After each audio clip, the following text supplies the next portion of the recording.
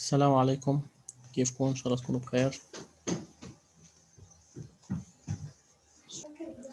اليوم إن شاء الله راح نكمل الدرس اللي كنا عم ناخده عن البي سي ار.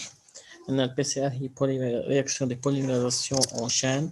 هدفها أن يكون معي أنا شعبة أي دي أن أو ار أن مكبرة بواسطة تاك بوليميراز، لأنه بده حرارة عالية.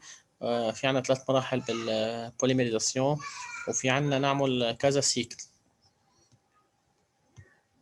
هون عم قلنا البرانسيب للبي سي ار: c'est une technique permettant de détecter un agent pathogène responsable de la maladie. فيني أنا ألقط agent مسؤول عن مرض. La présence d'un organisme cible se traduit dans cette méthode par l'amplification spécifique d'un ou plusieurs marqueurs moléculaires. لكن أنا فيني أعمل amplification لعدة ماركر موليكولار اللي هن ADN أو ARN. Le PCR كمان permet la détection d'une séquence cible d'ADN ou ARN d'un virus, la bactérie, la champignon, le phytopathogène recherché. Le PCR polymérase chain reaction ou réaction des polymérases en chaîne repose sur l'amplification spécifique d'une séquence d'acides nucléiques in vitro. العلاقة بالامبليفيكاسيون بنكتر عدد السيكونس. Chaque cycle PCR s'effectue en 3 étapes: dénaturation thermique de l'ADN à 95 degrés Celsius, l'hybridation des amorces entre 50 et 75 degrés Celsius et élongation à 72 degrés Celsius. هلا رح ناخذ différents types de PCR. شو انواع البي سي ار؟ لا بي سي ار اون طون ريال est basé في نوع من البي سي ار اسمه طون ريال est basé sur un PCR classique, le PCR العادي, mais une mesure de l'amplification est réalisée tout au long de la réaction. مشان هيك انا باخذ المزير كل وقت بالرياكسيون، مشان هيك بسميها طون ريال. ليه بسيدو كوانتيتاتيف contrairement à la PCR classique. هي بسيدو كوانتيتاتيف يعني نص كوانتيتاتيف. كيف يعني؟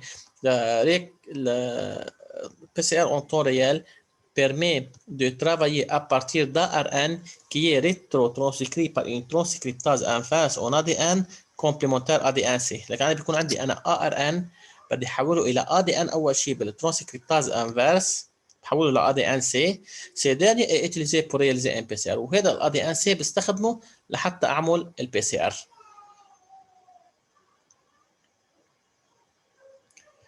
فالبي سي ار في عندي cycle البي سي ار: dénaturation thermique بالاي ان ب 95 درجه، hybridation entre 50 et 65 degrés Celsius، élongation à 72 degrés Celsius، بعدين الكتروفوريز، بعدين ريفيلاسيون à rayon ultraviolet. هذا البي سي ار العادي. البي سي ار اون طون ريال بعمل سيكل للبي سي ار: dénaturation نفس الشيء، hybridation des amorces وélongation. هون ريفيلاسيون اون طون ريال بار اون سوند فلوريسونس. كل وقت انا بيكون عندي سوند فلوريسونس بشوف قد ايه عم تزيد، وريزلتا اي كوانتيفيكاسيون، انا بعرف قد ايه في عندي كميه صار. الار تي بي سي ار ترانسكريبتاز انفيرس بيكون هذه بستخدمه بس يكون في عندي انا ار ان بحولها لا دي ان بالترانسكريبتاز انفيرس، بعدين بعمل لها البي سي ار وبرجع بعمل الالكتروفوريز وريفيلاسيون الريون الترافيوري. يعني هذا البي سي ار ار تي بي سي ار مثل البي سي ار العادي، بس قبلها في مرحله بحول الترانسكريبتاز انفيرس بيحول الار ان ميساجي الى ا دي ان سي اللي بستخدمها هي امورس. ريفالاسيون دي برودوي d'amplification de la PCR. كيف انا بعرف النتيجه اللي طلعت معي بالامبليفيكاسيون تبعت البي سي ار؟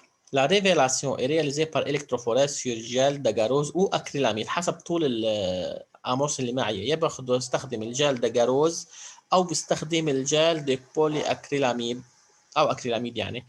Elle peut également se faire par émission de fluorescence او بالطريقه الثانيه بستخدم الفلوريسونس الاشعاع. L'ADN était révélé historiquement par une coloration du bromure d'éthidium. بستخدم أنا ألوان البرومير d'éthidium. برومير d'éthidium يعني هو اللون الأزرق اللي شفناه بالإلكتروفوريز. Aujourd'hui, l'agent intercalant le plus utilisé est le SYBR Safe. هذا بستخدم هي المادة. Cette étape de la PCR repose sur la migration des acides nucléiques chargés négativement sous l'effet d'un champ électrique. لكن هذه التقنية تعتمد على انتقال الاسيد نيوكلييك اللي هن نيجاتيف تحت تاثير الكهرباء مثل الاي دي ان، مثل الالكتروفوريز العادي. لا سيباراسيون اي رياليزي لور دو باساج دو لومبليكون اللي هو برودوي دو لومبليفيكاسيون بنسميه امبليكون. النتيجه تبعت الامبليفيكاسيون اللي كان اسمه امبليكون dans un gel d'agarose ou acrylamide. Les acides nucléiques migrent à travers les gels avec les vitesses différentes selon le poids de la molécule. كانوا هدول المعلومات مرئين معنا من قبل، انه انا بستخدمهم بالالكتروفوريز حسب الشو الكتريك، بحطهم بجهه الموا لانه هن موا بيبعدوا، كل ما تكون موليكيول اصغر كل ما بتبعد اكثر. هلا ريفيلاسيون اون طون ريال كيف بتصير؟ La révélation d'une PCR en temps réel est réalisée grâce à une courbe de fluorescence. بيكون في عندي أنا fluorescence هون رسم كورب. La valeur de la fluorescence est corrélée à la quantité de produits amplifiés. كل ما يكون في عندي امبليكون أكثر كل ما الفلوريسونس بيكون كميته أكثر. La PCR en temps réel repose sur la détection et la quantification par un signal fluorescent. لكن هونيك بنعتمد على البوند، هون بدي اعتمد على السينيال فلوريسون. يعني كل ما يكون في عندي امبليكون اكثر كل ما الكونتيتي لل partie d'amplification actare بيعطي اشعاع اكثر. Il en existe deux groupes. Les agents intercalants bromure de tritium et SYBR green اخضر يعني هذول مع بعضهم، او les sondes تاكمان فرات موليكيول بيكون سكوربيون هدول كمان بيستخدمهم لحتى اشوف الفلوريسونس. Les applications de la PCR sont nombreuses. تطبيقات البي سي ار هذا بيجي كمان بالاسئله هن كتار. Il existe de plusieurs variantes de la PCR avec deux buts différents. في عندنا نستخدم البي سي ار للديagnostic des agents infectieux.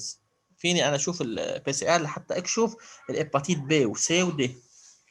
فيني اكشف الفي اي اتش فيروس السيدا، هيباتيت التهاب الكبد. اكزامبل دو بيرفورمانس اكتويل. فيني انا اعمل ديتكسيون لتروا اكات بارتيكول فيرال من 3 ل 4 شقفات صغار تبعوا الفيروس. فيني انا اكشف اذا الفيروس موجود، مثل الكورونا اذا شقفه ادي ان موجوده له فيني اكشفه. التيت دي ميتاسيون بونكتيال، بشوف انا اذا عملت ميوتاسيون لهذا الادي ان شو بيأثر هذا الشيء. سيكونساج ديريكت دي فراغمون امبليفيي، فيني انا اعرف الفراغمون اللي عم كبرها عم كترها شو السيكونس لها، يعني شو الحروف تبعولها الباز ازوتيه تبعولها. التيب دي زانومالي سيتوجينيتيك، اذا صار في عندي خلل بالخليه، خلل وراثي يعني خلل بالادي ان تبع الخليه فيني ادرسه كمان. En criminologie بالجريمه البي سي ار est très utilisé pour détecter les polymorphismes sur faible quantité. اذا انا معي كميه كثير قليله تحت القطفه مثلا شويه دم ما بتكفي انا عينه، ما بتكفي عينه لغير تجارب، فانا بعمل لها بي سي ار قبل، بكتر عينه الادي ان بعدين بعمل لها تجارب. او اذا انا عندي كم شعره بس. détection des événements rares tels que la présence de 1% de cellules tumorales. اذا انا بدي اكشف اذا في خلايا سرطانيه عددها كثير قليل 1% بس فيني اكشفها. ولا détection d'une faible quantité de cellules اذا عندي كميه كثير من القليل 10 -4 après un traitement par chimiothérapie ou greffe de moelle. بعد ما عملنا مثلا شيميو علاج كيميائي او زراعه نخاع عظمي، هذا بشوف انا اذا في عندنا خلايا سرطانيه او لا.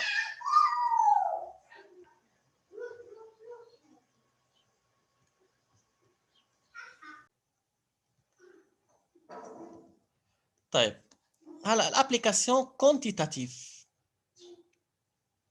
ميز او بوان دامورس. فيني انا كتر الامورس اللي عندي عدد نسخ منهم.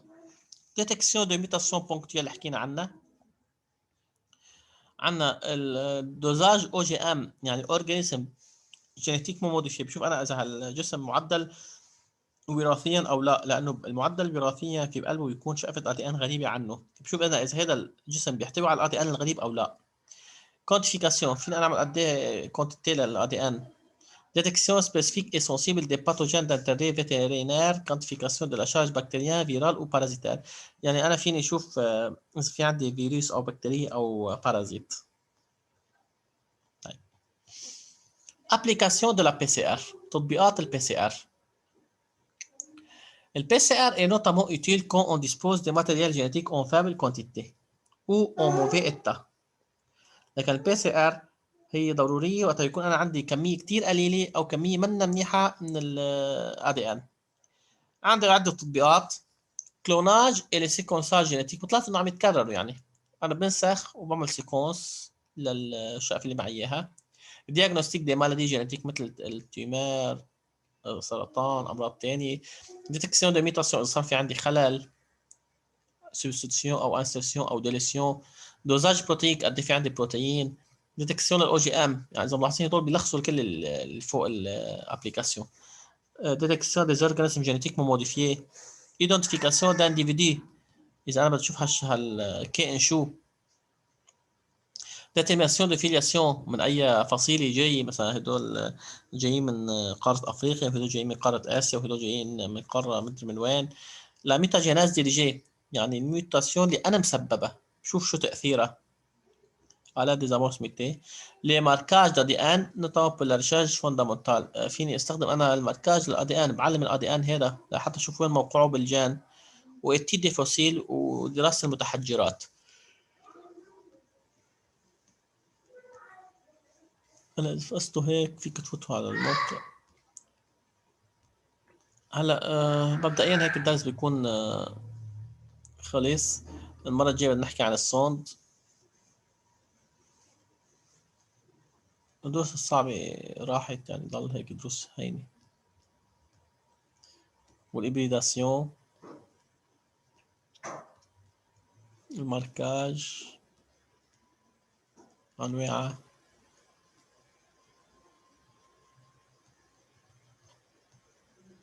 لاحظين إنه في صور كتير.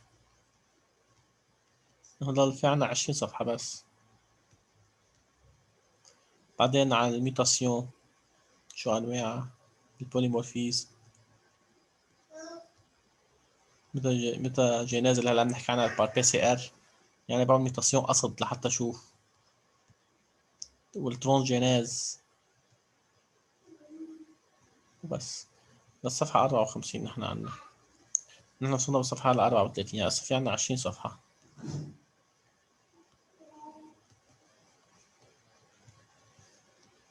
إذا حدا عنده أسئلة في يحكيني أي متى بده.